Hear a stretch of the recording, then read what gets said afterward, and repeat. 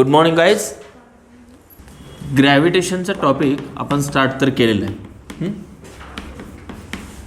So last लेक्चरला आपण universal जो gravitational law आहे किंवा न्यूटन्स लॉ ऑफ ग्रॅव्हिटेशन जो प्रकार म्हणतो आपण, तो काय झालेला आपण वेक्टोरियल फॉर्मॅटमध्ये बघितलं आहे आणि त्याचे काही कॅरेक्टरिस्टिक्स बघितल्यात.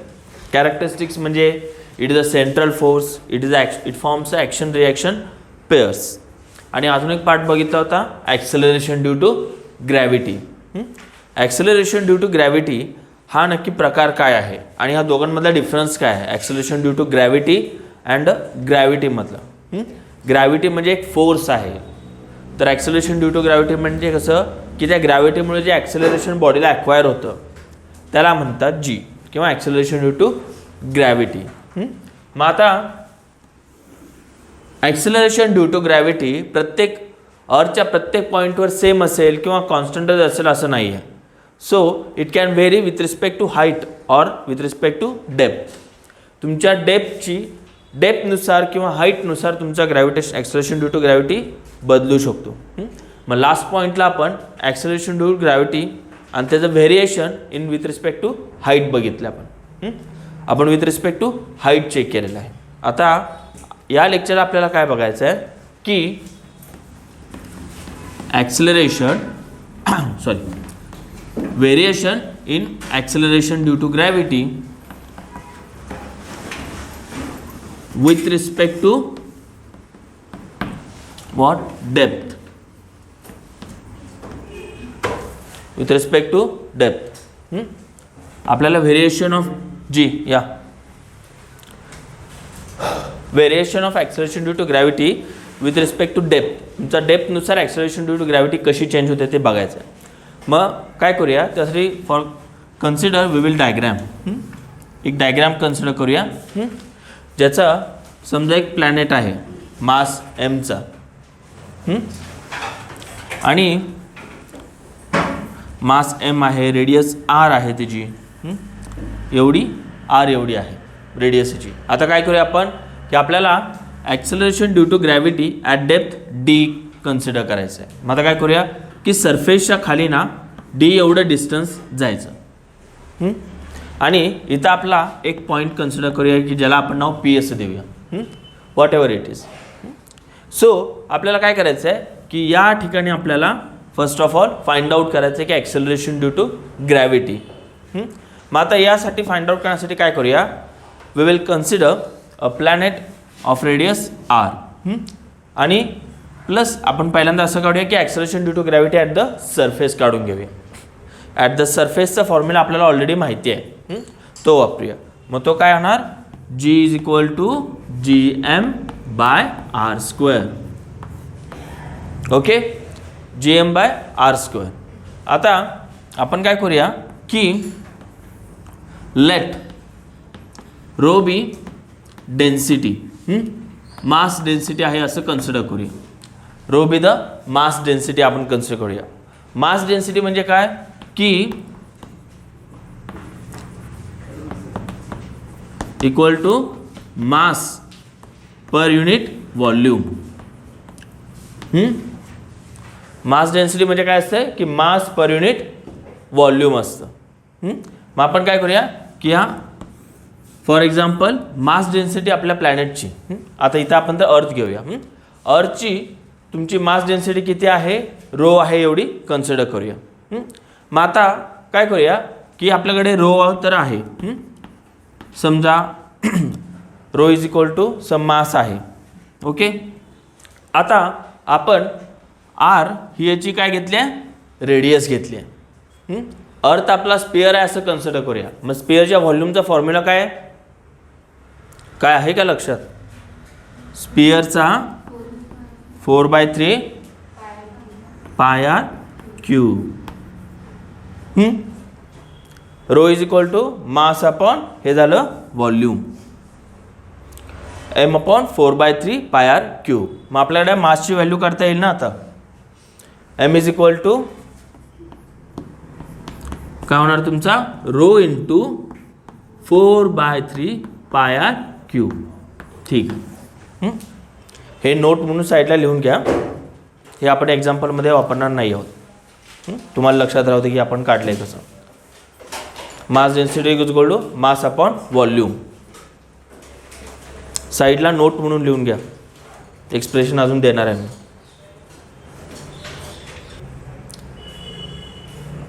ही नोट आहे तुमच्यासाठी, एक्सप्रेशनमध्ये नाही आहे. लिहिलं? इथपर्यंत आलं? ठीक आहे. ही डायग्राम पण काढून घ्या लगेच, म्हणजे फुसायला बरं. झालं काढून? सो आपल्याला आता रो बी द डेन्सिटी आहे असं कन्सिडर केलं, डायग्राम काढली. आता सरफेसवर आपल्याला जीचा फॉर्म्युला लिहायचा आहे. मग आता जी काय होणार? G is equal to G capital G into mass. Mass कसं लिहिता येतं आहे? असं 4/3 pi R cube into row. हे झालं तुमची टोटल न्यूमरेटर तुमचा. जी इंटू एम, हा जी झाला आणि हा झाला तुमची मास. आता finally divided by R square. G is equal to G M by R स्क्वेअरला आपण असं लिहिलं सध्या. माझं इथं आर क्यूब आहे, इथं आर स्क्वेअर आहे, दोन्ही कॅन्सल होतील. मग आता काय होणार? जी into 4/3 pi R into rho is equal to G. हा कधी? ॲट अ सरफेसला, at surface. G is equal to G into 4/3 pi R cube rho upon R square. हा झाला जी. मग आर आर कॅन्सल केल्यानंतर आपल्याला finally on the surface we can write the G as this formula. मग आता काय करायचं आहे की आपल्याला ॲट डेप्थ फाइंड आउट करायचं आहे. आता मगाशी काढलेल्या डायग्रामनुसार कसा होता प्रकार आपला की एका शेलच्या आत आपण एक पॉईंट कन्सिडर केला होता. शेलच्या आत एक पॉईंट कन्सिडर केलेला इथं. एक तुमचं इथं अर्थचं क्रस्ट आहे आणि त्या क्रस्टच्या आतमध्ये एक आपण पॉईंट पी म्हणून कन्सिडर केला आहे आणि त्याच्या अंडर एक R-D एवढ्या रेडियसचा सर्कल आहे. आता लास्ट लेक्चरला मी एक पॉईंट सांगितला होता की तुम्ही ज्यावेळी एखादं शेल घेता आणि शेलच्या आतमध्ये एखादा पॉईंट जर कन्सिडर केला असेल तर त्या पॉईंटला टोटल ॲक्सेलरेशन फोर्स किंवा टोटल ग्रॅव्हिटेशन 0 असतं. एक मी पॉईंट सांगितला होता काल की ज्यावेळी तुम्ही एखादं शेल घेता, शेलच्या आतमध्ये कुठलाही पॉईंट कन्सिडर केला तर त्या ठिकाणी ग्रॅव्हिटेशनल फोर्स 0 असतो आणि त्या ग्रॅव्हिटेशनल फोर्स 0 असल्यामुळे त्या ठिकाणी ॲक्सेलरेशन देखील 0 असतं. मग काय होतं की तुमच्या ह्या शेलमुळे ना, वरचा जो शेल आहे या शेलमुळे याच्यावर कुठल्याही प्रकारचा ग्रॅव्हिटेशनल फोर्स किंवा ॲक्सेलरेशन ड्यू टू ग्रॅव्हिटी याला नसतं. सो आपल्याला काय करायचं आहे की फक्त हा जो आता ही जी रेडियस आहे ना R-D, हा जो स्पेअर आहे या स्पेअरचीच आपल्याला आता ॲक्सेलरेशन ड्यू टू ग्रॅव्हिटी याच्यावर काढायची आहे. मग आपल्याकडे इन जनरल फॉर्म्युला कसं आहे? G into capital G. आता ह्या स्पेअरचं मास घ्यायला लागणार आहे, त्याला आपण M' आहे असं म्हणू. आणि काय तर या स्पेअरच्या रेडियसचा स्क्वेअर. आता या स्पेअरची रेडियस किती आहे? R-D whole square. ओके. आता आपल्याकडे कसं आहे, रो ही डेन्सिटी आहे तुमची. तुमच्याकडे रो ही डेन्सिटी आहे ऑलरेडी. मग आपल्याकडे डेन्सिटीचा यूज करून आपण मास काढू शकतो ना. आता त्या स्पेअरचं मास काढू शकतो. मग ते कसं लिहिता येईल आपल्याला की G is equal to capital G into 4/3 pi radius किती याची? R-D. ही रेडियस किती याची? R-D. 4/3 pi R cube into rho divided by, आता ही टर्म किती आहे? R-D whole square. ओके. हा पार्ट लक्षात आला. M' कसं लिहिलं आपण? 4/3 pi R cube into rho. आता हे झालं तुमचं total mass.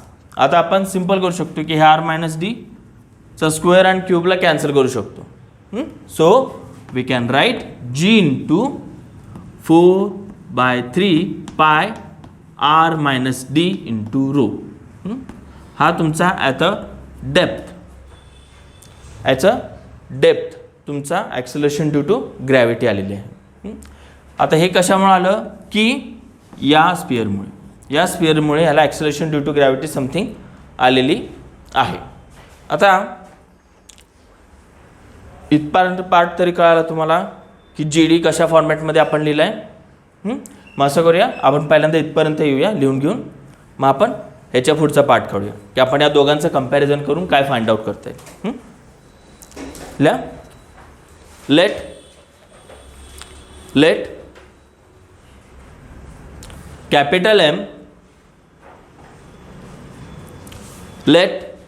capital M be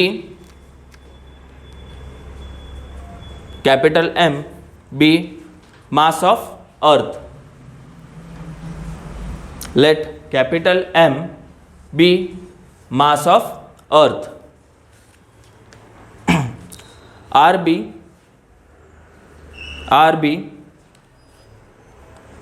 radius of earth. RB radius of earth. Suppose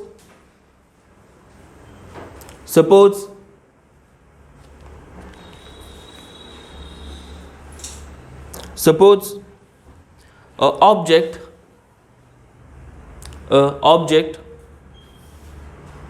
of mass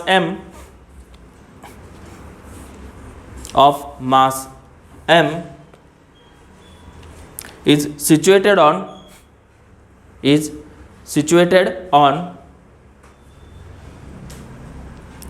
surface of earth.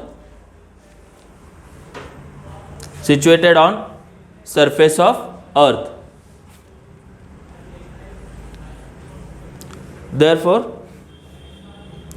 जी किती येणार मग आता सरफेसवर ॲक्सेलरेशन ड्यू टू ग्रॅव्हिटी किती येणार. Small G is equal to G into M divided by R square. G is equal to G M by R square. हे तुमची सरफेसवरती ॲक्सेलरेशन ड्यू टू ग्रॅव्हिटी आहे.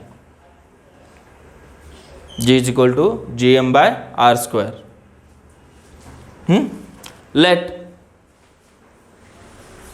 Let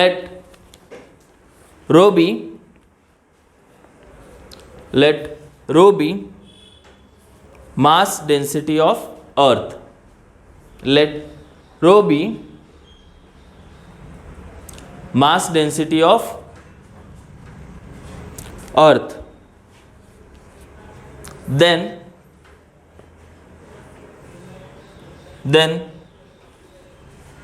at the surface of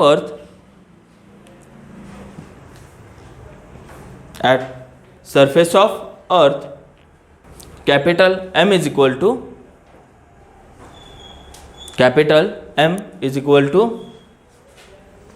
काय होणार 4/3 pi R cube rho. Capital M equal to 4/3 ही term 4/3 pi R cube into row. ह्याच्याकडे असं काय बघू नका की नवीन काय शोध लावला आम्ही, बाकीच्यांचा शोध आपण पुढे नेतोय. Capital M is equal to 4/3 pi R cube row.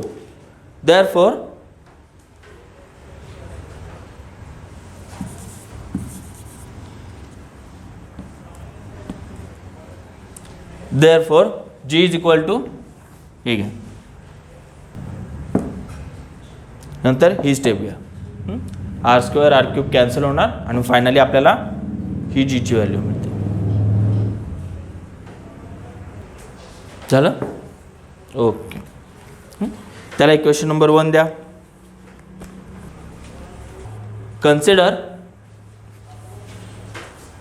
consider a body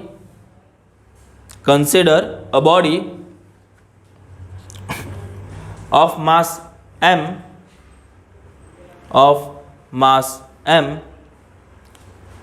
situated at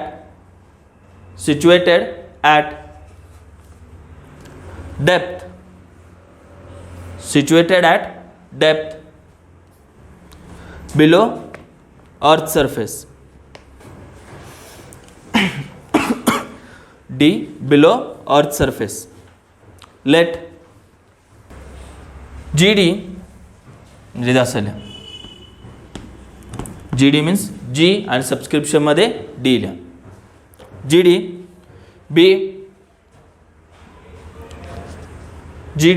be acceleration due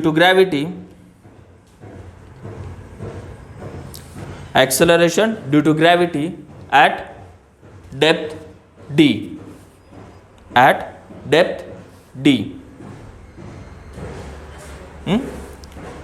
नंतर कमेंट आहे आपली की a body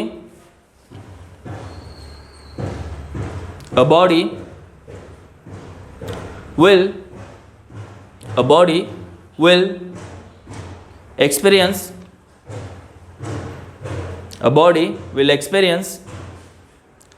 acceleration due to gravity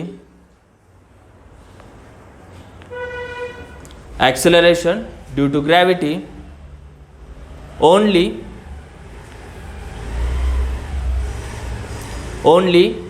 due to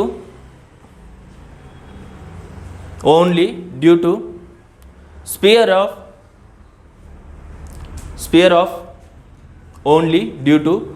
of radius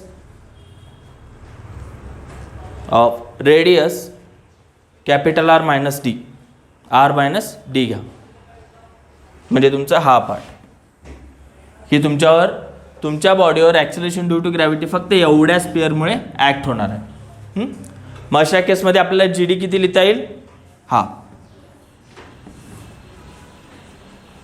मग GD किती येणार तुमचा त्या सेक्शनला G into GM prime upon R minus D whole square. हे लिहून घ्या. मग हे झालं. मग ह्या 2 स्टेप्स लिहून घ्या पुढच्या. हे पण झालं. Okay. Now we will go for the further part. आता आपल्याकडे G आहे, GD आहे. मग आता फर्दर सेक्शनला ट्राय आउट करू की नक्की काय काय होतं. आपल्याकडे G किती आहे? G into 4/3 pi R into rho. हा झाला तुमचा G. आता GD फाइंड आउट करायचं आहे. आता GD किती आहे तुमचा? Capital G into 4/3 pi R minus D into rho. आता हे आपण 2 पार्ट्स काढले होते. आता आपल्याला काय करायचं आहे की जस्ट रेशो फाइंड आउट करायचा आहे. की आपण काय करूया की GDला इन टर्म्स ऑफ Gला एक्सप्रेस करून बघू. मग काय करूया आपण की GDला आपण GD आणि Gचा रेशिओ घेऊया. म्हणजे जरी पुढचं काही कॅल्क्युलेशन झालं तरी काही अडचण येणार नाही. मग आपण GD डिवायडेड बाय G घेतलं. मग आता GDची व्हॅल्यू किती आहे? ही आहे. मग G into 4/3 pi R minus D into rho divided by. आणि आपला हा G किती आहे जो सरफेसवरचा तो capital G into 4/3 into pi into R into row.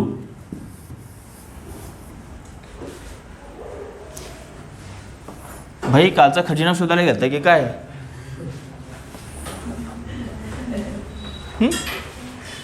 GD divided by G is equal to 4/3 into pi into R minus D into rho divided by capital G into 4/3 into pi into R into rho. आता आपल्याकडे काय काय common आहे इथं? हा G common आहे, 4/3 pi आणि rho. So anyhow ते कॅन्सल होतील. मग आता फायनली काय मिळणार? GD divided by G equal to हे सगळे कॉमन कॅन्सल केले. मग आता उरणार कुठली टर्म? काय चाललंय मागे? So GD divided by G equal to R minus D divided by R. मग काय मिळणार? GD divided by G is equal to 1 minus D by R. So final equation काय येणार? Acceleration due to gravity at a depth D is equal to G into 1 minus D by R. आता उरला प्रश्न की हे सांगतंय काय? असं नाही आहे की काय तर कोणी ताता मामा काका बाबांनी काय तर लिहून ठेवलं आणि चाललंय आपलं. नाहीतर हा ही हू चाललंय म्हणायचं असं काय प्रकार नको आपल्याला. सो हे इक्वेशन आपल्याला सांगतं काय? प्रश्न आला इथं. आता आपल्याकडे काय करतो आपण? विथ रिस्पेक्ट टू डेप्थ ना आपण फाइंड आउट करतोय की ॲक्सेलरेशन ड्यू टू ग्रॅव्हिटीमध्ये किती फरक पडतो. आता इथं काय आलं आहे की हा जी तुमचा आहे कॉन्स्टंट आहे, ठीक आहे, 9.8 मीटर पर सेकंड स्क्वेअर आहे. आता उरला प्रश्न ह्या दोघांचा. आता इथं D ही तुमची डेप्थ सांगते आणि R हा रेडियस सांगतो. आता या ठिकाणी काय होतं की तुमचा D आहे ना, जशी D ची व्हॅल्यू वाढत जाणार ना तसं काय होणार? हा रेशो पण वाढत जाणार आहे. D बाय Rचा रेशो देखील वाढत जाणार आहे. मग जसं हा वाढेल तसा ह्याचा डिफरन्स कमी होत जाणार आहे ना. आणि हा डिफरन्स कमी व्हायला लागला की याचा अर्थ GD देखील कमी व्हायला लागतो. म्हणजे इन शॉर्ट ओव्हरऑल या सगळ्यांचं म्हणणं कसं आहे की जशी तुमची डेप्थ वाढते तसे तुमचं acceleration due to gravity decrease होतं.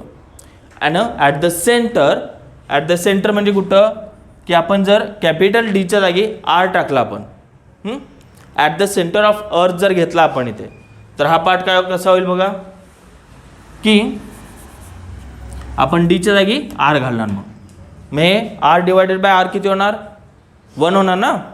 मग R divided by R equal to 1 झालं की हा टोटल डिफरन्स किती होणार? 0. मग acceleration due to gravity at the centre 0. म्हणजे जसं तुम्ही सेंटरकडे जात जाल तसं तुमचं ॲक्सेलरेशन ड्यू टू ग्रॅव्हिटी, तुमचं बॉडीला जे ॲक्सेलरेशन होतं ग्रॅव्हिटेशनमुळं ते डिक्रीज व्हायला लागतं. आणि जेव्हा सेंटरला गेल्यावर ते ॲक्सेलरेशन टोटल 0 होतं. मग ॲट द सेंटर तुमचं जर आपण वेट काढलं, वेटला फॉर्म्युला कसा आहे तुमचा? Mass into gravitation, acceleration due to gravity.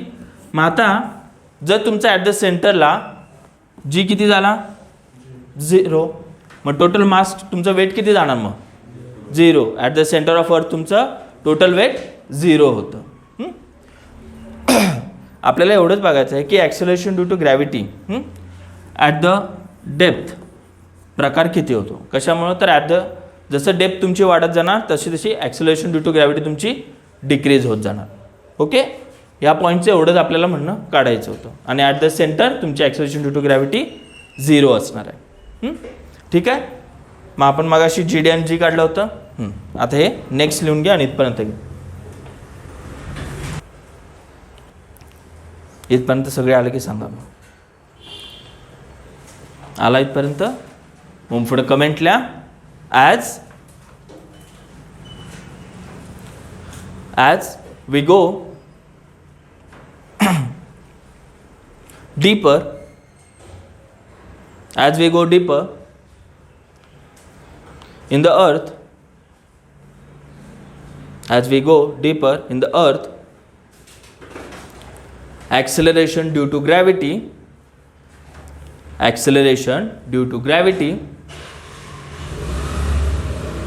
decreases. Acceleration due to gravity decreases.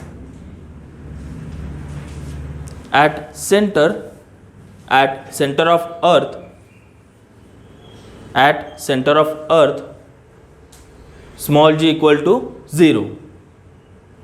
Small g equal to 0.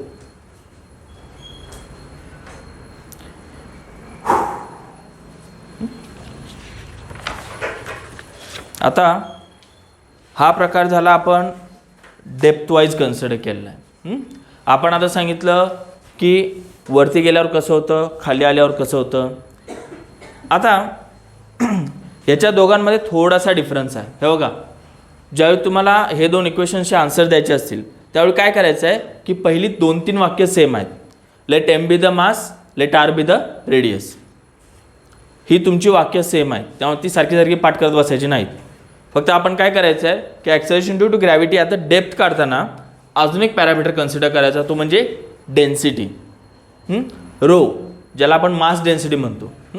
त्या रोचा वापर करून आपल्याला जीचा फॉर्म्युला आहे की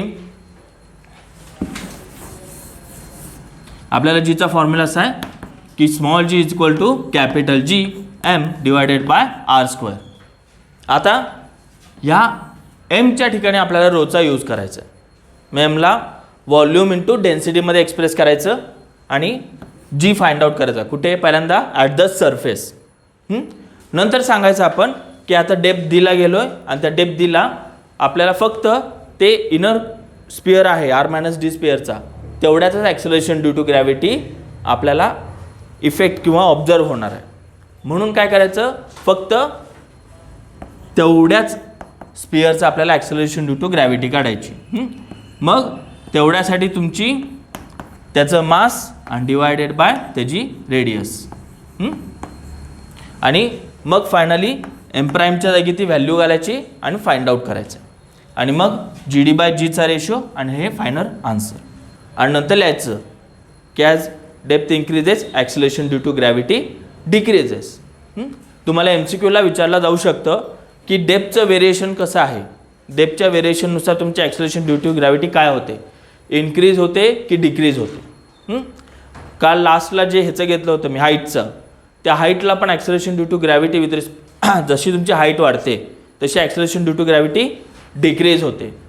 मग तो देखील MCQचा क्वेश्चन आहे की जशी हाईट वाढते तशी acceleration due to gravity decrease होते, जसं डेप्थ वाढते तशी तुमची acceleration due to gravity decrease होते.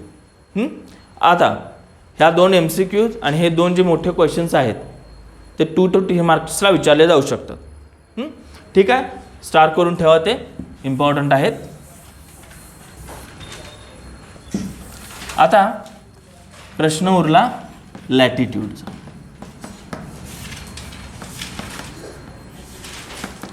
आता हा लॅटिट्यूड हा नक्की प्रकार काय. आता लॅटिट्यूड म्हणजे खूप काही वेगळं नाही असं नाही. तुम्ही GPS ऐकलाय, ग्लोबल पोझिशनिंग सिस्टीम. त्याच्यामध्ये काहीतरी नॉर्थ डिग्री, ईस्ट डिग्री असं काहीतरी एक्सप्लेन करतो ना आपण. ते काय सांगत असतं ॲक्च्युली की त्या पार्टिकलची पोझिशन सांगत असतो. मग आता लॅटिट्यूड म्हणजे नक्की काय असतं की समजा हा तुमचा अर्थ आहे, ही तुमची अर्थ आहे, त्यांना काही प्रॉब्लेम नाही झालेला. ही तुमची अर्थ आहे आणि हा तुमचा इक्वेटर आहे. इक्वेटर म्हणजे मिडल पॉईंट. मग आता तुम्हाला काय करायचं आहे की तुम्हाला समजा एखादा पॉईंट असेल P म्हणून, समजा त्या Pची पॉईंटची पोझिशन सांगायची आहे. मग काय करतात की इक्वेटरच्या अलॉंग ना त्याचा अँगल किती झाला ते सांगतं सरळ. तुम्हाला पॉईंट Pची पोझिशनिंग सांगण्यासाठी काय करतात, इक्वेटरपासून एक अँगल एक्सटेंड करतात त्या पॉईंटपर्यंत आणि ह्या अँगलला आपण लॅटिट्यूड म्हणत असतो. या अँगलला आपण लॅटिट्यूड म्हणत असतो. मग आपल्याला काय करायचं आहे आता की या अँगल जसा व्हेरिएट होतो आहे आपला, त्या अँगलच्या व्हेरिएशननुसार आपल्या ॲक्सेलरेशन ड्यू टू ग्रॅव्हिटीमध्ये फरक काही पडतो की नाही हे बघायचं आहे. आता ह्याचा ज्यावेळी आपण फरक बघतो ना त्यावेळी अजून एक पार्ट इन्व्हॉल्व होतो. कधी सांगतो. आता आपली अर्थ फक्त अशी स्टेडी अशी नाही आहे ना, आपली अर्थ कशी कायम अशी कंटिन्यू फिरत असते. मग ज्यावेळी तुम्ही असा पॉईंट कन्सिडर करताना त्यावेळी तुमचा पॉईंट हा रोटेट देखील होत असतो. एखाद्या स्पिअरमध्ये ना रोटेट देखील होत असतो एखाद्या सर्कलमध्ये.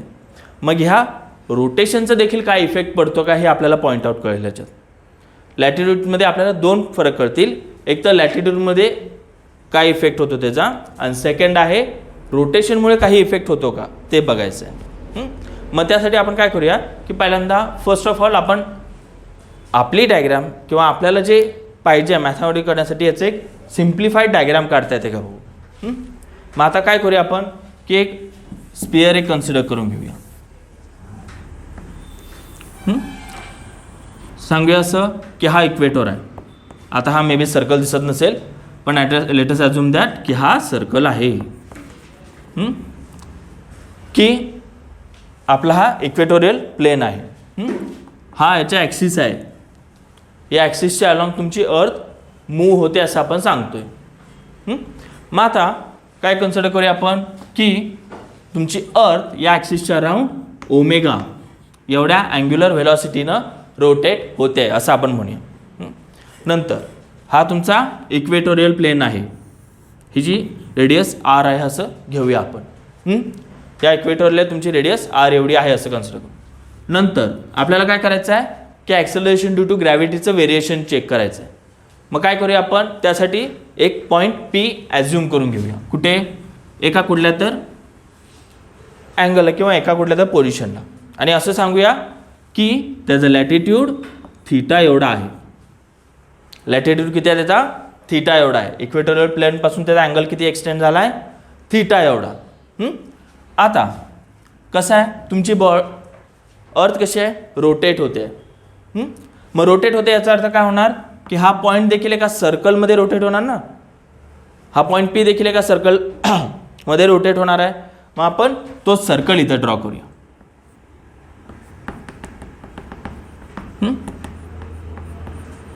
आणि त्याची रेडियस आर आहे असं कन्सिडर करू.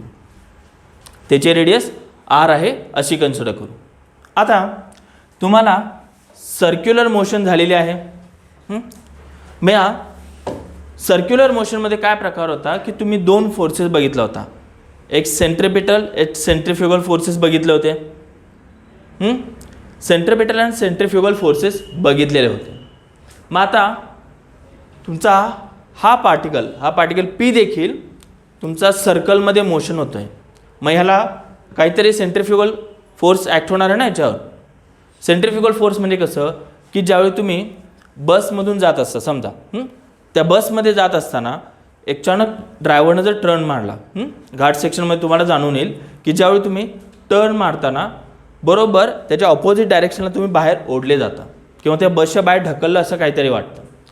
आता हे का होतं तर आपल्याला एक जशी तुमची बस फिरते आहे तसं तुमच्यावर सेंट्रिफ्युगल फोर्स देखील ॲक्ट व्हायला लागतो. मग याच्यामुळे कसं होतं की तुम्हाला बाहेर फेकल्याची जाणीव होते. आता ज्यावेळी तुमच्याकडे फोर्स येतो ना त्यावेळी त्याच्यावर ॲक्सेलरेशन देखील इंड्यूस होतं. मग आता आपण काय करूया की तुमचा हा जो पार्टिकल आहे हा पार्टिकल रोटेट होतो आहे त्याच्यामुळे ह्याच्यावर काहीतरी एक फोर्स ॲक्ट होणार आहे.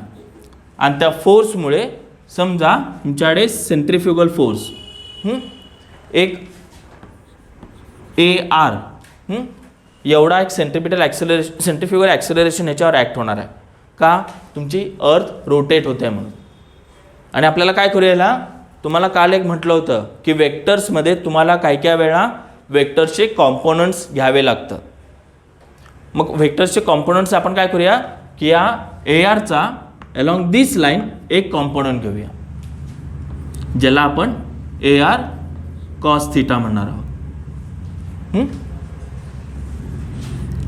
आता हे कसं म्हटलं काय म्हटलं मी सांगतो नंतर एक्झाम सोडवताना.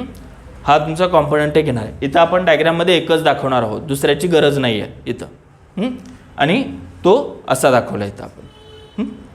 ओव्हरऑल पोझिशन लक्षात आली की तुमचा लॅटिट्यूडला एक अँगल आहे इथं लॅटिट्यूडला एखादा पॉईंट घेतला आहे तो पॉईंट तुमचा एक सर्कलमध्ये मूव्ह होतो आहे आणि या सर्कलवर काहीतरी एक सेंट्रिफ्युगल ॲक्सेलरेशन ॲक्ट होतं आहे आणि त्याचा आपण एक इथं कॉम्पोनंट घेतला आहे. आता त्या कॉम्पोनंट असा का घेतला सांगतो तुम्हाला नंतर. सुरुवातीला ही डायग्राम काढून घ्या. आपण नेक्स्ट अझम्पशन्स करून घेऊया पुढे. हा स्मॉल आर आहे. हा इथला ही रेडियस स्मॉल आर एवढी झाली डायग्राम काढून. मग आता काय करूया या डायग्रामवरून आपण अझम्पशन स्टार्ट करूया. फर्स्ट ऑफ ऑल लॅटिट्यूडची डेफिनेशन घ्या. लॅटिट्यूड म्हणजे नक्की काय असतं ती ब्रॅकेटमध्ये ठेवा एक्झाममध्ये नाही लिहिली तरी चालेल, फक्त तुमच्या अंडरस्टँडिंगसाठी देतो. द अँग्युलर डिस्टन्स ब्रॅकेटमध्ये लिहून घ्या, तुमच्या अंडरस्टँडिंगसाठी देतोय मी. The angular distance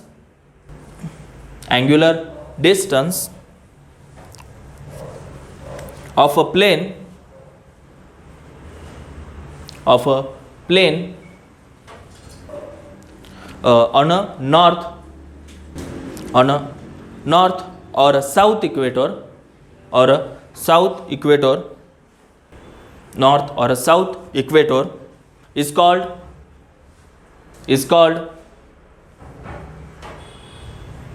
latitude.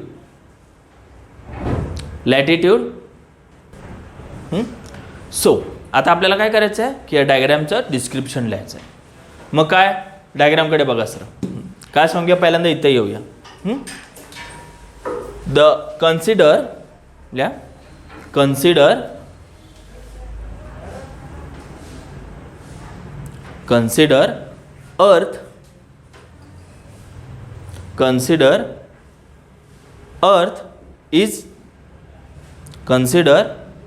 Earth is revolving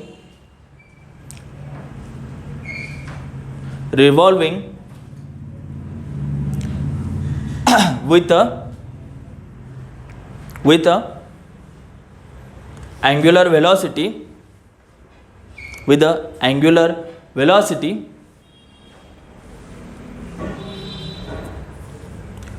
omega with the angular velocity omega about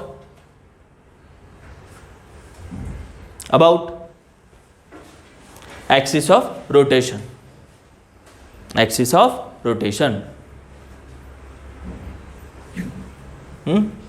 म्हणजे काय केलं आपण पहिल्यांदा इथं आलो. तुम्ही काय सांगितलं पहिल्यांदा ॲक्सिसच्या भोवती हा रोटेट होतो. नंतर प्रश्नाला याचा आता काय करूया आपण पहिल्यांदा सुरुवातीला ह्याचं एक ज्या अर्थची ना काहीतरी रेडियस पहिल्यांदा डिफाईन करून घेऊया, मग आपण या पॉईंटकडे येऊया. Let capital R be radius of earth. Okay, 2 point define केले आपण. एक तर आता आपण सांगितलं की ओमेगा या स्पीडनं काहीतरी रोटेट होते, त्यानंतर अर्थचे रेडियस आर झाले, म्हणजे आपण अर्थचे जे लागणारे कोएफिशियंट आहेत ते डिफाईन केले. नंतर प्रश्न आला पॉईंट पीचा. काय करूया आपण, पॉईंट पी कुठं हे पहिल्यांदा डिफाईन करून घेऊ. Assume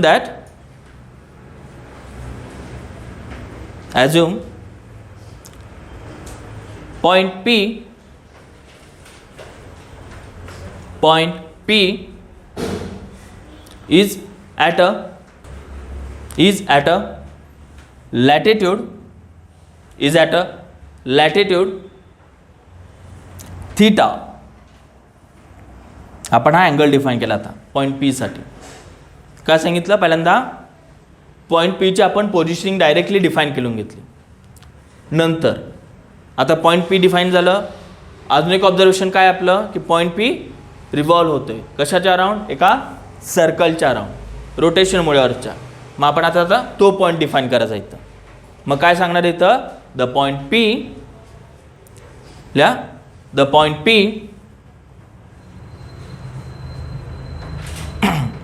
is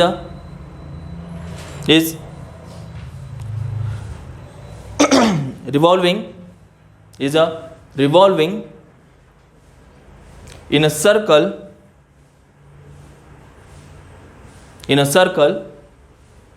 of radius small r.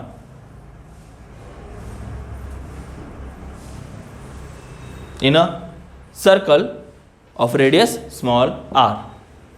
ठीक आहे, हे आपलं डायग्रामचं डिस्क्रिप्शन संपलं. काय काय सांगितलं आपण की पहिल्यांदा अँग्युलर व्हेलॉसिटीनं रोटेट होते हे सांगितलं आपण, प्लॅनेटची पहिली एक सांगितलं. नंतर आर बी रेडियस आहे, हा दुसरा पॉईंट क्लिअर केला. नंतर आपल्याला पॉईंट पीच्या अलॉंग जायचं आहे. मग पॉईंट पीची पहिल्यांदा आपण डेफिनेशन किंवा एक डिफाईन केला स्पॉट. त्याला सांगितलं की तो ॲज अ लॅटिट्यूड थिटा म्हणून आहे. आणि अजून एक ऑब्झर्वेशन असं आहे आपलं की पी हा अराउंड सर्कल रोटेट होतो आहे. मग त्या रोटेशनचा आपण एक पार्ट सांगून दिला. ठीक आहे, आता इथून पार्ट येऊया पुढं की आपला ॲझम्पशन्स, की आपण ॲझ्युम काय करूया की समजा या पॉईंट्सना आपण नावं देऊया. याला ओ नाव दिलं, याला ई दिलं, ह्याला पी ऑलरेडी आहे आणि इथला एक देऊया नाव ज्याला ओ प्राईम असं म्हणतात. याला ह्या पॉईंटला आपण ओ नाव दिलं, याला ई, ह्याला ओ प्राईम पी. ठीक आहे. हां, आता काय करूया आपण मॅथमॅटिकली एक्सप्रेस करताना काय करूया, लेट असं सांगूया की let angle P O E, let angle P O E equal to theta. आपण ॲज्युम करून घेऊया की let angle P O E हा थीटा आहे असं सरळ सरळ सांगून ठेवूया. आपण हा लॅटिट्यूड ॲट अ थीटा म्हणून आहे म्हणून सांगितलं. आता हे बघा इथं काय झालं आहे की ही लाईन आणि ही लाईन कशी आहेत, एकमेकांना पॅरलल आहे. आणि हे जे डिस्टन्स आहे पी ओ, हे डिस्टन्स दिसतं ना पी ओ, हे या दोघांमध्ये काहीतरी अँगल जाणवते. आता काय होतं की तुमचे हे दोन लाईन्स पॅरलल, पुन्हा हा इंटरसेक्शन एक आला आहे. अशा सेक्शनला काय होतं की हा अँगल आणि हा अँगल इक्वल असतो.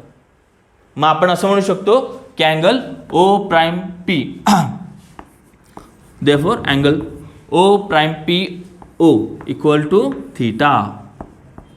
कसं की आपण हा angle P O E already theta म्हणून सांगितलं आहे आणि P O E equal to angle O prime P O, हा अँगल आहे. पॅरलल इन्स्टंट तुम्हाला 10वीला हा थेरम झालेला आहे व्हेरियसच्या वेळ. मग हे दोन्ही थीटा इक्वल आहेत म्हणून सांगितलं. ओके, आता इथं अजून एक केस अशी होती, हे बघा ओ प्राईम पी आणि हा अँगल कशा आहेत, ऑपोजिट अँगल्स आहेत.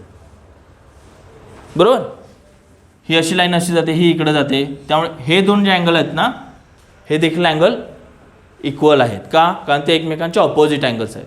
त्यामुळे ही व्हॅल्यू थीटा होते. ते आपल्याला इथं नाही लिहिली तरी चालेल, फक्त आपल्याला लक्षात असावं की हा अँगल देखील थीटा आहे. आता हे आलं, ठीक आहे, पी ओ ई ठीक आहे. नंतर ह्या सर्कलकडे येऊया. इथं काय सांगूया आपण, let P O prime, let P O prime is equal to small R. आपण असं अज्युम करून घ्या की हा जो पी ओ प्राईम आहे याचं डिस्टन्स स्मॉल आर एवढा आहे. याचं डिस्टन्स किती आहे, स्मॉल आर एवढा आहे. ओके, मग आता हे डिस्टन्स आहे, हे काय आहे तुमची पी ओ डिस्टन्स दिसते ना या डायग्राममध्ये. हे पी ओ डिस्टन्स काय आहे की ओरिजिनपासून ह्या सरफेसच्या पॉईंटपर्यंत एक डिस्टन्स आहे. म्हणजे नथिंग बट काय आहे तुमचं पी ओ काय आहे, रेडियस ऑफ अर्थ आहे. का, कारण पॉईंट पी हा तुमचा सरफेसवरचा पॉईंट आहे आणि हे ओ म्हणजे सेंटर आहे तुमचं. मग हे काय होणार आहे तुमचं टोटल रेडियस एवढं डिस्टन्स होणार आहे. मग आपण असं म्हणू शकतो की P O equal to R. Okay, मग आता काय करूया की आपण इथे जॉमेट्रिकल कन्स्ट्रक्शन्समध्ये येऊया. समजा आपण हा ट्रायंगल कन्सिडर केला ओ प्राईम पी ओ, किंवा ह्याला आपण असं म्हणूया की ट्रायंगल पी ओ प्राईम ओ म्हणूया आपण, पी ओ प्राईम ओ. आता कसं आहे की तुमचा हा अँगल आहे ना, हा अँगल 90 डिग्री आहे. ही लाईन आणि ही लाईन एकमेकांच्या परपॅन्डिक्युलर असणार आहे काय. मग आता हा अँगल तुमचा 90 असणार आहे. मग आता अशा केसमध्ये आपल्याला काय लिहिता येतं की कॉस थीटा, काय घेऊया, कॉस थीटा. कॉस थीटा म्हणजे काय, adjacent side divided by hypotenuse. लगतची बाजू डिवायडेड बाय हायपोटेनियसला मराठीत काय म्हणतात, कर्ण. लगतची बाजू डिवायडेड बाय कर्ण. हां, सो आपल्याला इथं कॉस थीटा काढायचा आहे. Cos theta is equal to adjacent side divided by hypotenuse. आपण इंग्लिशमध्येच राहूया, मराठीत आपले अवघडच आहे फिजिक्सवाल्यांचं तर. So cos theta is equal to काय करणार आपण, या थिटाची ॲडजस्टंट साईड किती आहे, ही काय आहे ती स्मॉल आर, आणि हायपोटेन्यूस किती आहे आर. ठीक आहे. आता याच्यावरून आपल्याला स्मॉल आरची व्हॅल्यू मिळेल ना, मग स्मॉल आर किती होणार आर इंटू कॉस थिटा. ठीक आहे. एक पडाव तुमचा या क्वेश्चन्समधला पूर्ण झाला. आपण काय काय केलं या पडावामध्ये की डायग्राम काढली, या डायग्रामच्या डिस्क्रिप्शनवरून काहीतरी कन्सिडरेशन करून घेतलेलं आहे आणि हे आपण इथपर्यंत आलो आतापर्यंत. आता काय करूया, पहिल्यांदा इथपर्यंत येऊया लिहून घेऊन आणि मग आपण नेक्स्ट पॉईंट पुढचा स्टार्ट करू. आता डिस्क्रिप्शनमध्ये काय काय लिहिणार आपण, डिस्क्रिप्शन लिहून झालं ना तुमचं. मग लेट ह्याची नावं लिहा इथं पॉईंट्सची, ओ ई पी आणि ओ प्राईम. सेंटरला ओ नाव द्या, हा जो पॉईंट आहे त्याला ई, इथला जो पॉईंट आहे त्याला पी म्हणूया, आणि हे ओ प्राईम लिहिला. सो लेट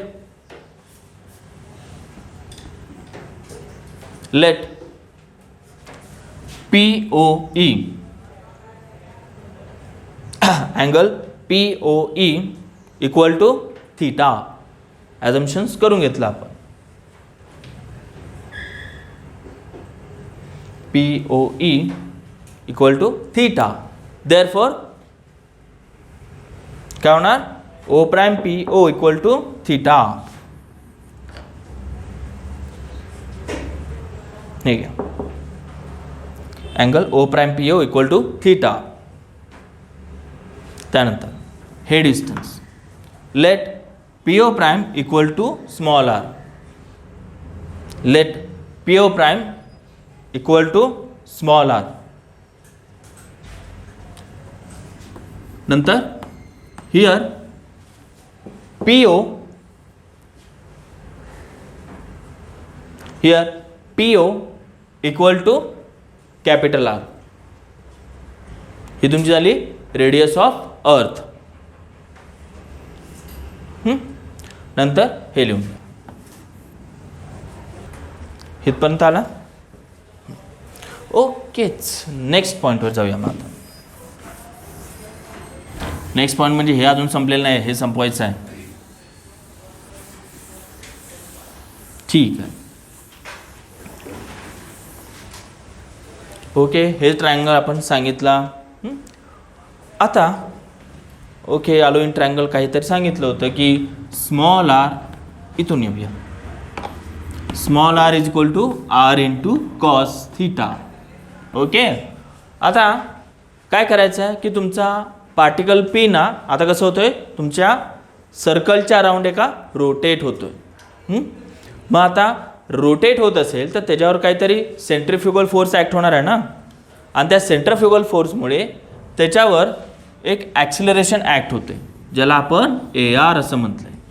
तुमचा बॉडी रोटेट होत असल्यावर किंवा एखादा सर्क्युलर मोशन परफॉर्म करत असताना की त्याच्यावर सेंट्रिफ्युगल फोर्स हा ॲक्ट होतोच. मग आता सेंट्रिफ्युगल फोर्स ॲक्ट झाल्यावर त्याच्यावर काहीतरी एखादं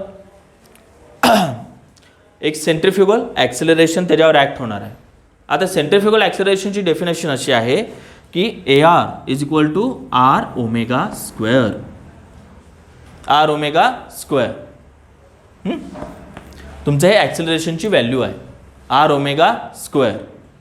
आता आपल्याला माहिती आहे की स्मॉल आरची व्हॅल्यू किती आहे, capital R cos theta. Capital R cos theta. Okay. हे इथपर्यंत आलं आणि इथला ओमेगा स्क्वेअर फिरायला गेलेला परत आलेला आहे, लवकरच परत आलेला आहे. A R is equal to R cos theta into omega square. Okay. आता मगाशी मी असा प्रकार काढला होता आहे, तुमचा ए आर आहे आणि त्याचा इथे एक कॉम्पोनंट काढला होता, त्याला ए आर कॉस थिटा म्हटलं होतं. आपण काय करूया आता की ह्या ॲक्सेलरेशनचा आपण एक कॉम्पोनंट घेऊया. कशाच्या अलॉंग, रेडियसच्या अलॉंग. मगाशी जी डायग्राम काढली होती ना डायग्राममध्ये नक्की काय होतं की तुमचा हा जो पॉईंट पी आहे हा तुमचा आर होता, रेडियस होता, आणि इथून पुढं तुमचं ए आर कॉस थिटा होता. ते का घेतलं कळेल तुम्हाला लवकरच. आता काय करूया आपण, एक रॅडियल कॉम्पोनंट घेऊया. रॅडियल म्हणजे कसा, जो अर्थच्या रेडियस बरोबर चाललाय तो. म्हणजे रॅडियल कॉम्पोनंट म्हणजे नक्की कुठला म्हणतोय की जर आपण आता जर ह्याचं पॉईंट पोझिशन काढायला गेलं सेंटरवरून तर तो कसा येणार आहे, असा वेक्टर आपण काढणार ना, पोझिशन वेक्टर त्याचा. मग आता त्या पोझिशन वेक्टरच्या अलॉंग आपल्याला ॲक्सेलरेशन घ्यायचं आहे आणि ते ॲक्सेलरेशन असं लिहितात कसं, ए आर कॉस थिटा. हे जे रॅडियल कॉम्पोनंट जो आहे ॲक्सेलरेशनचा तो रॅडियल कॉम्पोनंट आपण ए आर कॉस थिटा म्हणून घेतो. मग आता काय करूया की आपल्याला टेकिंग रॅडियल कॉम्पोनंट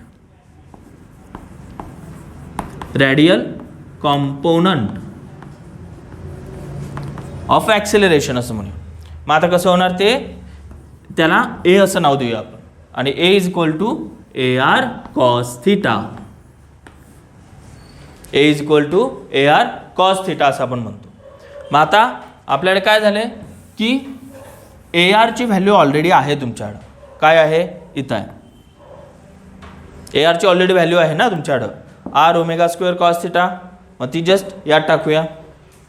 मग काय होणार तुमचं, हे A is equal to R omega square cos theta into cos theta. मग आता हा पार्ट काय होणार तुमचा की जस्ट आता मल्टिप्लाय करायचं. मग हे R omega square cos square theta, R omega square into cos square theta. Okay, हा झाला तुमचा दुसरा पडाव पार. आपण एक पार्टमध्ये सांगितलं होतं की ही व्हॅल्यू एवढी आहे, नंतर त्याचा रॅडियल कॉम्पोनंट एवढा आहे म्हणून असं बोललो आपण. A is equal to R omega square cos square theta. आता आपल्याकडे ॲक्सेलरेशन ड्यू टू कॅव्हिटी काढायला सफिशियंट डेटा आहे. मग आता काय करूया, हे काढायच्या आधी ना एवढं लिहून घेऊया, मग आपण नेक्स्ट पॉईंट म्हणजे पुढचा पॉईंट मी लिहून देतो.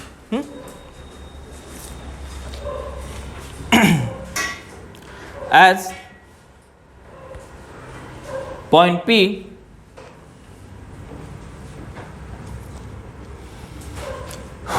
as point P is a revolving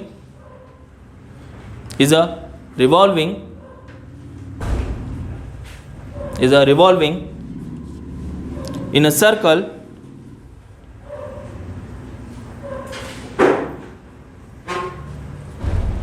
so we can find out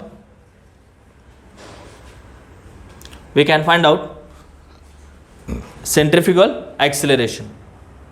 Centrifugal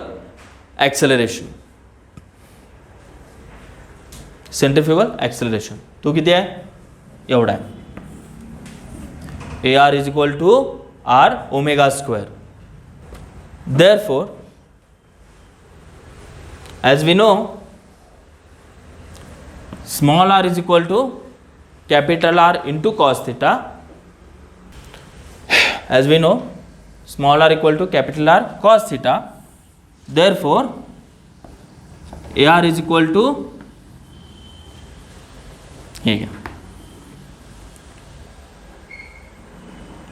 AR is equal to R omega square cos theta. R omega square cos theta. Taking radial component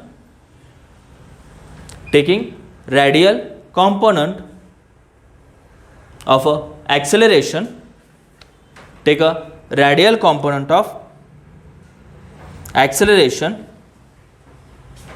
A is equal to he step घ्या, A is equal to AR cos theta.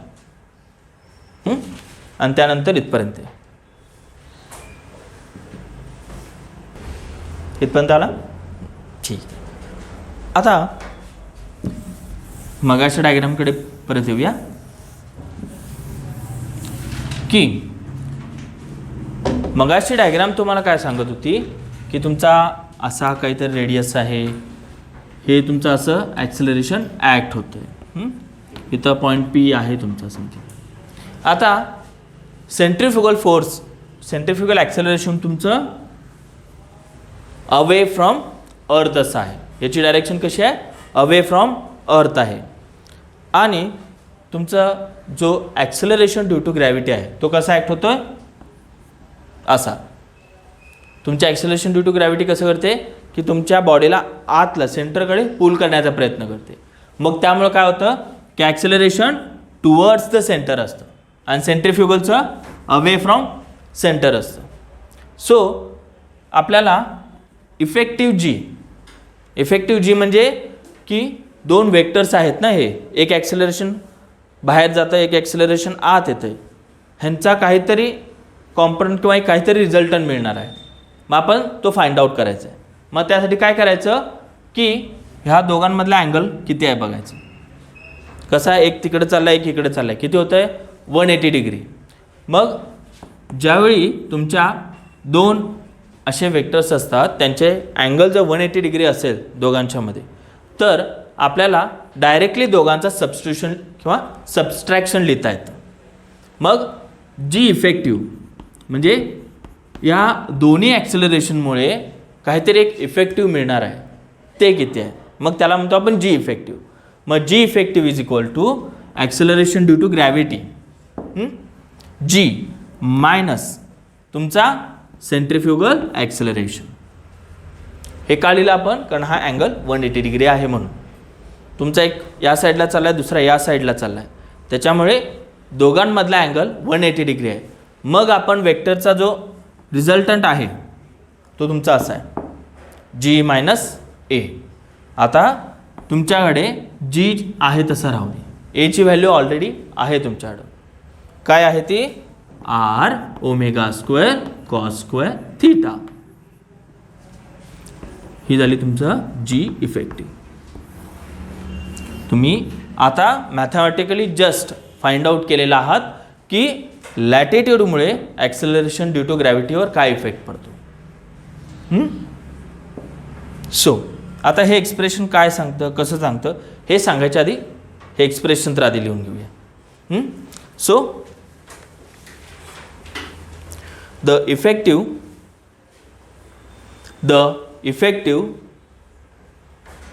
acceleration due to gravity, the effective acceleration due to gravity is इथं आहे. हे दोन steps लिहून घ्या. G effective is equal to G minus A. Therefore G effective is equal to G minus R omega square cos square theta. आलं? ठीक आहे. आता हे इक्वेशन कुठल्या भाषेत सांगतं ते बघू किंवा काय सांगतं. ठीक आहे. G is equal to G minus R omega square cos square theta. आता मगाशी आपण डायग्राममध्ये बघताना असं बघितलं होतं की तुमचा जो थीटा काढला ना तुम्ही, तो थीटा कसा होता? या पॉईंटच्या अराउंड होता. अराउंड इक्वेटोरियल प्लेन ना, आपण इक्वेटोरियल प्लेनच्या अराउंड ना तो थीटा काढत होतो. मग आपली थीटाची व्हॅल्यू कशी टू कशी व्हेरी होते की इक्वेटोरला व्हॅल्यू थीटा इक्वल टू 0 असते. तर theta maximum up to latitude किती मॅक्सिमम सांगू शकतो आपण? Theta is equal to 90. Latitude तुम्हाला 0 to 90 असा व्हेरी होतो. कसं की इक्वेटर टू पोलर रिजन्स असा तुमचा थीटा जो आहे, जो तुमचा 0 to 90च्या पर्यंत चेंज होत असतो. काय आलं? मासमुळे दिसत नाही याचा अर्थ येत नाही की ऐकू येत नाही आम्हाला.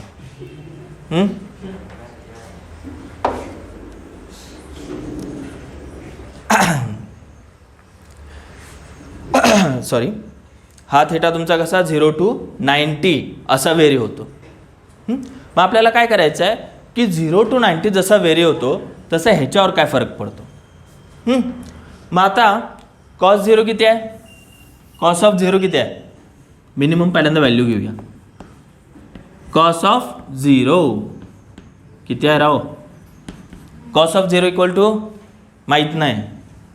कॉस ऑफ 0 इक्वल टू 1 आणि कॉस ऑफ 90 म्हणजे π/2 हा 0. आता कसं होतं आहे की जसं तुमचा थिटा 0 to 90 असं ज्यावेळी होतं ना, त्यावेळी कसं होतं की बघा इथं कसं आहे की तुमची व्हॅल्यू डिक्रीज होत चालली आहे. कसं होतं आहे कॉस 0 to कॉस 90 पर्यंत येताना कसं होतं की तुमची व्हॅल्यू डिक्रीज होत चालली आहे, 1 to 0 चालली आहे आता. मग आता काय होतं की त्याच्यामुळं ही कॉसची टर्म ना डिक्रीज व्हायला लागते. कॉसची टर्म ना डिक्रीज व्हायला लागते. मग आता कॉसची टर्म जशी डिक्रीज व्हायला लागते ना, तशी ही ओव्हरऑल टर्म देखील डिक्रीज व्हायला लागते. आणि याचा रिझल्ट असा होतो की ह्या दोघांमधला जो डिफरन्स आहे ना, G minus R omega square, ही व्हॅल्यू कमी होत असल्यामुळे ह्या दोघांमधला डिफरन्स ना वाढत जातो. या दोघांमधला डिफरन्स वाढतो याचा अर्थ तुमची ही व्हॅल्यू वाढते. म्हणजे काय होते, ही व्हॅल्यू वाढते. कशा येतं व्हेरिएशन लक्षात आलं की आपला जसं थिटा व्हेरी होतो ना, थिटा वाढतोय 0 to 90 पर्यंत, त्याच्यामुळे काय होतं की ही जी व्हॅल्यू आहे कॉस थिटाची, ही कॉस थिटाची व्हॅल्यू डिक्रीज होते. आणि त्याचा रिझल्ट असा होतो की तुमची जी इफेक्टिव्हची व्हॅल्यू इन्क्रीज व्हायला लागते. हे डिक्रीज व्हायला लागले याचा अर्थ या दोघांमधला डिफरन्स वाढायला पाहिजे ना. काही लक्षात येते की काय रामायण चालू आहे इथं, रामायण महाभारतपैकी काय सांगायचं सांगायचंच. हां, सो काय होतं की तुमचा इथं ना ही जी ही व्हॅल्यू आहे कॉस थिटाची तुमची डिक्रीज होत चालली आहे. त्यामुळे ओव्हरऑल ही टर्म देखील डिक्रीज व्हायला लागते, R omega square cos square theta. याच्यामुळे काय होतं की ह्या दोघांमधला डिफरन्स G मायनस समथिंग, ह्या दोघांमधला डिफरन्स ना वाढत जातो. आणि हा वाढत गेला की तुम्हाला जी इफेक्टिव्ह वाढत जाते. ओव्हरऑल इन शॉर्ट काय सांगायचं, जसं थिटा वाढतो तसं तुमचं ॲक्सिलरेशन ड्यू टू ग्रॅव्हिटी देखील वाढत जाते. मग याचे दोन स्पेशल केसेस आहेत. स्पेशल केस काय आहे तुमची की ॲट अ इक्वेटोरियल प्लेन म्हणजे थिटा इक्वल टू 0 कसं येणार, g effective is equal to G minus cos of 0 1 येतं. मग हे आर ओमेगा स्क्वेअर, जी मायनस आर ओमेगा स्क्वेअर. आणि at a pole, at a pole theta is equal to किती आहे 90. मग कॉस 90 0 होतं. मग आता कॉस 90 0 झाले की ही टोटल टर्म 0 होते. मग तुमची G effective is equal to small G.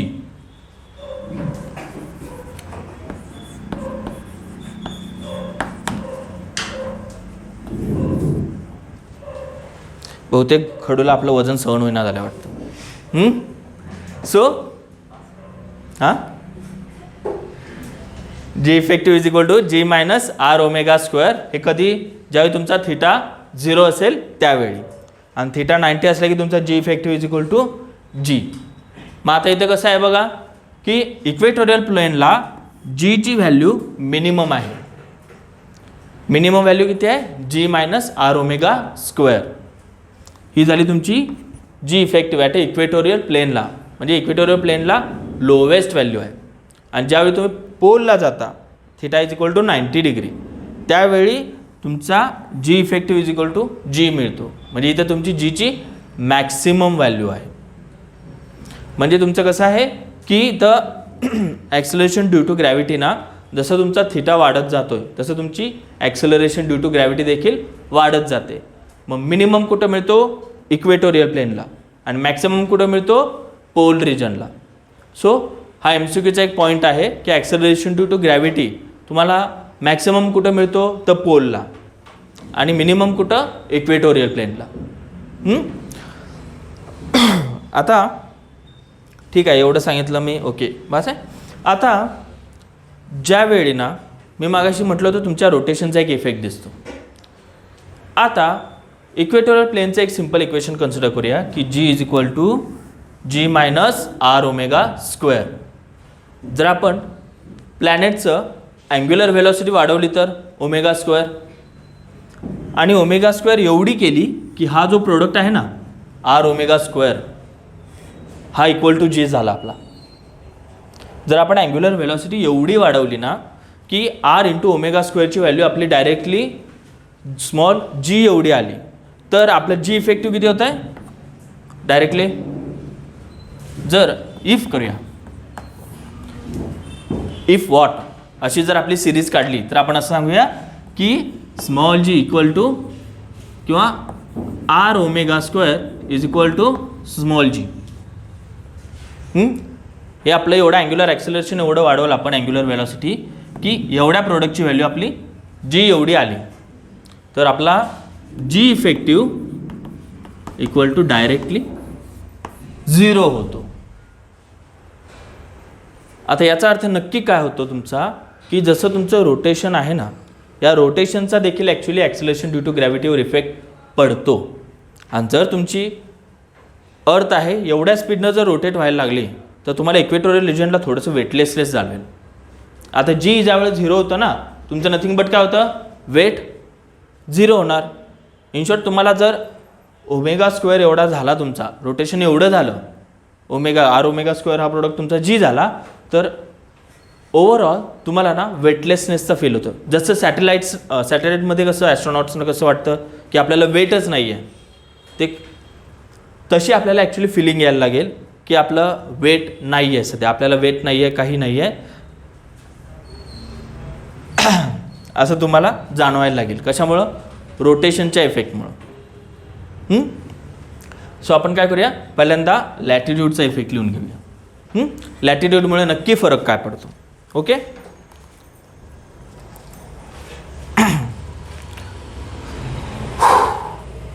As directly रिझल्टच लिहूया आपण. As latitude theta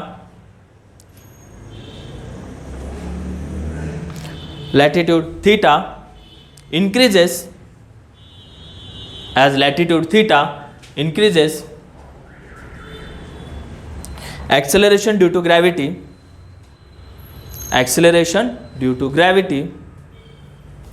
increases. मग त्याच्या पुढं 2 केस लिहून घ्या जे MCQ साठी कामाला येतील. 2 case. At theta equal to 0, at theta equal to 0, मग जी इफेक्टिव्ह किती येणार, G minus R omega square. G effective is equal to G minus R omega square, G minus R omega square. नंतर case दुसरी, at theta equal to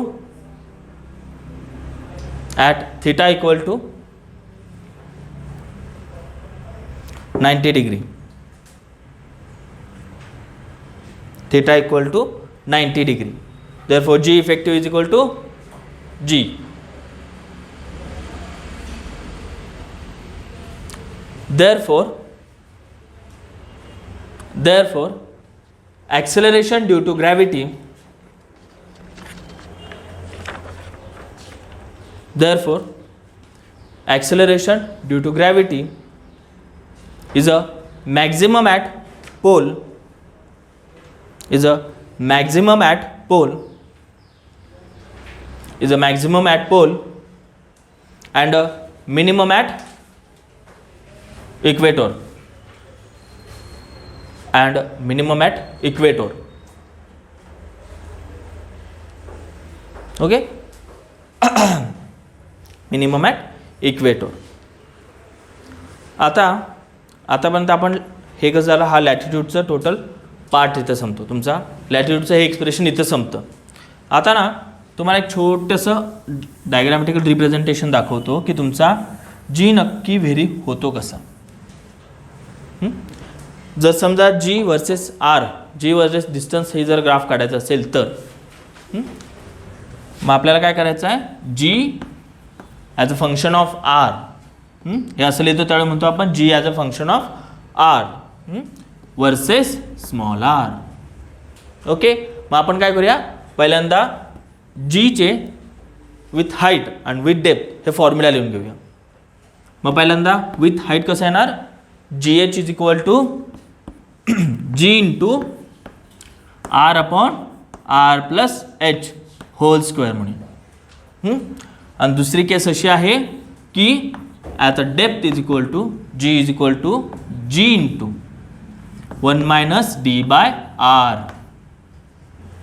okay, मग आता या केसमध्ये काय करूया की R plus H is equal to R म्हणूया आपण. हा स्मॉल आर आपण असा डिफाईन केला. आणि या केसमध्ये काय करूया की ह्याला कसं लिहिता येतं, G into R minus D divided by R असं घेऊन ठेवूया. आता या केसमध्ये काय करूया आपण, आर मायनस डी या डिस्टन्सला आपण स्मॉल आर म्हणून सांगूया, ह्याला स्मॉल आर म्हणूया आणि इथं हा आर घेऊया. मग आता हे फंक्शन कसं होतं आहे, G H is equal to G into इथं काय होणार R square divided by R square. आणि हा जी डी कसं होणार आहे, G into small R divided by capital R. Okay, आपल्याला G in terms of small R आपण इथं सांगितलं. आता इथे कसं आहे बघा, तुमचा जी कसं व्हेरी होतोय 1 अपॉन आर स्क्वेअरने, तर तोच इथं आपला जी कसा आर जसं आर वाढत जातो तसं होतं. आता हे जर इक्वेशन बघितलं ना आपण, तर या सेक्शनला आपण असं थोडंसं कम्पेअर करू शकतो, Y is equal to M X plus C.